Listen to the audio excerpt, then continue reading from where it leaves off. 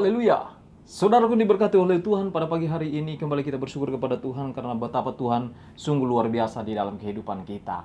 Saudaraku diberkati oleh Tuhan, kembali kita akan belajar akan firman Tuhan pada hari ini. Dan biarlah firman Tuhan yang akan kita baca, akan kita renungkan, akan menjadi kekuatan bagi kehidupan kita. Sehingga kita selalu ada dalam perlindungan Tuhan.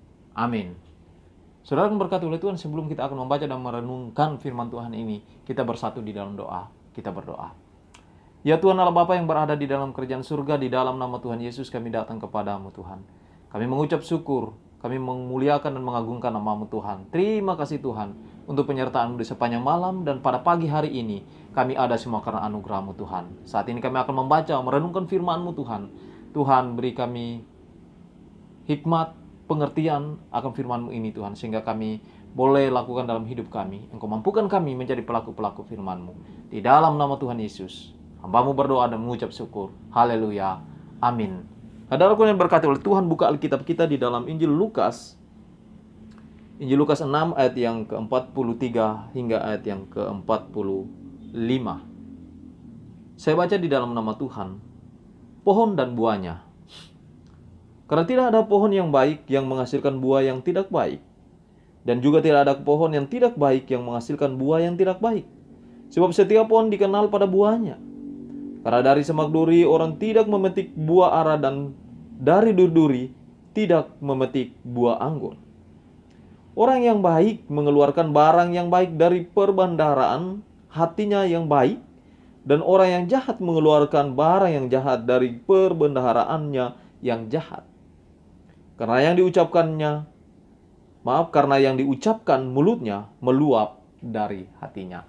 Saudaraku yang diberkati oleh Tuhan, satu ketika seekor induk bebek dengan secara tidak sengaja mengerami sebutir telur ayam. Dan telur ayam itu bercampur dengan telur bebek yang dierami oleh induk bebek ini. Saudaraku berkati oleh Tuhan, seiring dengan berjalannya waktu, telur bebek dan telur ayam tadi sama-sama menetas. Ya, yang bebek menjadi anak bebek dan yang ayam tetap menjadi anak ayam. Pada saat tiba waktunya induk bebek ini mengajar anaknya untuk berenang, maka kelihatan saudara. Maka anak ayam ini tidak bisa berenang seperti bebek yang lain, seperti anak bebek yang lain. Nah, saudara berkati oleh Tuhan, bebek tetap menjadi bebek dan ayam tetap menjadi ayam. Perenungan kita pada pagi hari ini saya berjudul Tuhan mengenal umatnya. Saudara yang diberkati oleh Tuhan, Tuhan memakai ilustrasi pohon untuk membedakan manakah orang Kristen yang sejati dan manakah orang Kristen yang palsu. Pohon yang baik akan mengeluarkan buah yang baik, kata Tuhan Yesus. Ya. Pohon yang tidak baik akan menghasilkan buah yang tidak baik. Orang yang baik adalah orang yang melakukan kehendak Allah. Bukan sekedar menyebut Allah di dalam mulutnya. Firman Tuhan katakan bahwa orang yang baik akan mengeluarkan perbendaharaan yang baik dari hatinya. Karena kenapa? Karena firman selalu ada di dalam kehidupannya. Orang yang baik akan menjadi pelaku firman di dalam hidupnya. Bukan hanya dia ucapkan firman, tetapi menjadi pelaku firman. Orang yang tidak baik tidak akan pernah melakukan firman. Saudaraku yang diberkati oleh Tuhan, seorang murid yang palsu akan terbukti kepalsuannya melalui dua hal. Yang pertama adalah lain di mulut dan perbuatannya pun lain, saudaraku. Ya, karena firman Tuhan tidak ada di dalam hidupnya. Nah, ini yang pertama. Ya, jangan sampai saudaraku berkati oleh Tuhan kita menjadi murid-murid yang palsu. Ya, karena kita selalu memperkatakan firman Tuhan, tetapi perilaku kita tidak menunjukkan bahwa kita adalah murid Tuhan. Saudaraku yang diberkati oleh Tuhan. Yang kedua adalah kita melihat ketika badai kehidupan menerpa dirinya, bangunan hidupnya dan kesaksian palsunya akan rubuh dan rusak berat. Nah, itu yang kedua, saudara.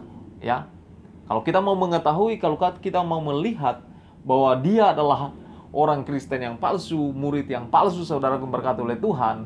Yang kedua adalah kita melihat ketika masalah datang di dalam kehidupannya, maka kepalsuannya akan muncul. Maka bangunan kehidupannya, pondasinya itu akan rubuh, akan rusak, saudaraku. Karena kenapa? Karena firman tidak ada di dalam hidupnya. Karena pondasi kehidupannya, pohon kehidupannya tidak kuat. Tidak ada firman di dalamnya. Sehingga ketika masalah datang, ketika masalah hidup datang menerpa dia, maka kepalsuannya akan muncul. Ya. Kepalsuannya akan terbukti. Bangunan kehidupannya akan roboh, rusak. Dan orang-orang seperti ini akan gampang sekali murtad. Maka dia tidak akan percaya kepada firman Tuhan. Dia tidak akan percaya dengan kuasa Allah. Dia akan lupa semua setiap perkataan-perkataan firman Tuhan yang dia sampaikan. Ketika masalah hidup datang menghampiri dia, ketika masalah hidup datang menerpa kehidupannya, maka bangunan hidupnya akan rusak dan rapuh. Saudara yang berkati oleh Tuhan, hal yang pertama yang harus kita evaluasi dalam hidup ini, saudaraku, bukan penampilan atau perkataan. Ya. Jadi hal yang pertama yang harus kita evaluasi dalam hidup kita ini bukan masalah penampilan kita, bukan masalah perkataan kita, tetapi bagaimana kita menjadi pelaku firman itu. Menjadi pelaku-pelaku firman. Firman Tuhan katakan, Tuhan Yesus katakan, ketika engkau tinggal di dalam aku dan firmanku tinggal di dalam, apa saja yang engkau minta, maka itu akan terkabulkan. Maka itu akan engkau dapat, maka itu akan engkau capai. Jadi hal yang pertama yang harus kita evaluasi di dalam hidup ini bukan penampilan atau perkataan. Yang utama, apakah Kristus dan firman-Nya sudah menjadi dasar hidup kita? Ini ya. Apakah Kristus dan firman-Nya sudah menjadi dasar hidup kita? Ketika Kristus dan firman-Nya sudah menjadi dasar hidup kita, maka saya yakin dan percaya bahwa pondasi iman kita, pondasi kehidupan kita akan berdiri kokoh. Saudaraku yang diberkati oleh Tuhan, kemuridan kita palsu atau sejati itu akan terbukti saat masalah kehidupan menerpa kita. Ya, jadi saudara berkati oleh Tuhan, kita bisa dapat melihat, ya, seseorang apakah dia memang benar-benar mendasari kehidupannya dengan Kristus dan firman-Nya. Kita dapat melihat ketika masalah hidup menerpa dia. Ya. Ketika masalah datang bertubi-tubi di dalam kehidupan dia, maka dia tidak akan pernah murtad. Maka dia tidak akan pernah goyah. Maka dia akan selalu bersyukur. Maka dia akan selalu berhikmat ketika dia menyelesaikan setiap masalah-masalah yang ada. Dia akan selalu meminta Tuhan agar supaya Tuhan yang akan selalu mengendalikan masalah hidupnya. Tetapi saudara berkati oleh Tuhan, seorang murid yang palsu, ketika masalah hidup yang datang di dalam kehidupannya, dia akan murtad, saudara. Dia akan gampang jatuh. Dia akan gampang menyimpang. Dia akan gampang melakukan hal-hal yang tidak dikehendaki oleh Tuhan. Ya, jadi itu bedanya, saudaraku. Saudaraku diberkati oleh Tuhan. Tuhan mengenal umatnya. Yang palsu suatu saat akan terbukti kepalsuannya. Ya. Jadi yang palsu suatu saat akan terbukti kepalsuannya. Dengan apa? Nah, ketika dia menghadapi masalah tadi, maka kepalsuannya akan kelihatan. Ya. Ketika dia diterpa badai hidup, maka yang tadinya dia rajin baca firman Tuhan, yang tadi rajin dia perkatakan firman Tuhan, yang tadinya dia rajin untuk beribadah, dia mulai akan kendor untuk beribadah. Dia mulai malas untuk membaca firman Tuhan. Ini adalah murid-murid yang palsu. Saudaraku yang berkati oleh Tuhan, yang sejati suatu saat akan nampak kesejatiannya, saudaraku. Ya, Jadi orang yang sejati, orang Kristen yang sejati yang benar-benar mendasari dasar hidupnya, hidup bersama Kristus dan firman-Nya, maka suatu saat pun akan kelihatan kesejatiannya. Akan kelihatan kekristenannya yang sejati. Walaupun badai hidup datang menerpa dia akan tetap berdiri kokoh. Seperti rumah yang pondasinya didirikan di atas batu yang kokoh. Saudaraku yang diberkati oleh Tuhan, milikilah pondasi hidup yang benar, yaitu pondasi hidup Kristus dan firman-Nya yang akan mendasari hidup kita. Ketika kita mendasari hidup kita, pondasi hidup kita bersama Kristus dan firman-Nya, maka yakin dan percaya masalah yang datang dalam hidup kita, kita dapat melewatinya bersama dengan Tuhan.